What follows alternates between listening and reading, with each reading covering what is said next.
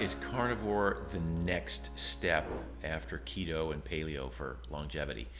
Good question. Carnivore isn't the next step. It's a potential next step. If somebody is, at an impasse, has hit a plateau in their weight loss efforts or in trying to control autoimmune issues, then absolutely, I think a carnivore diet is worth trying.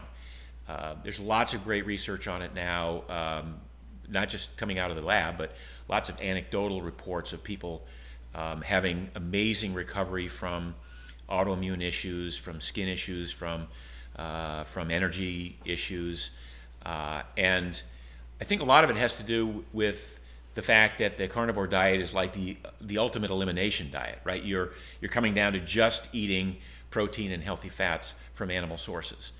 And in so doing, you may be eliminating many of the offending foods that might have been problematic, whether these are nightshades, in eggplant and tomatoes and things like that, or whether they're sulforaphans that you might find in broccoli or Brussels sprouts, or oxalates in kale.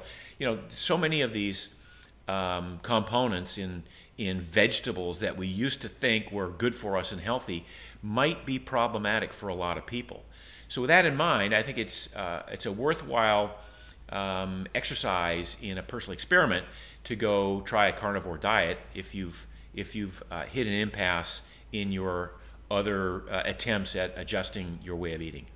I think another part of this question has to do with the assumption that all of the phytonutrients that have been highly touted in vegetables, whether they're anthocyanins in blueberries, or other components of green leafy vegetables, or astaxanthin or lutein or all lycopene, all the things that you find in certain other vegetables, are they really necessary? Are they important in the fact that they are somehow enhancing the body's immune defenses, for instance? I mean, our antioxidant defenses. Well, the body has its own resident antioxidant systems that it'll call into play quite easily through other forms of environmental hormesis. So you don't need to eat these plants to induce that sort of an immune effect from the food.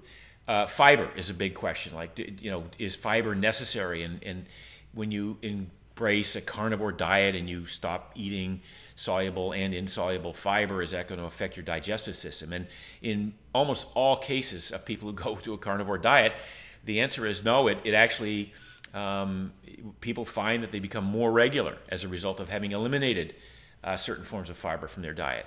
So there's a lot of things to look at with a carnivore diet that I find appealing, again, for anyone who's hit an impasse in trying to lose weight or heal their autoimmune issues, or improve their energy levels, or attempt to get even deeper into a ketogenic diet.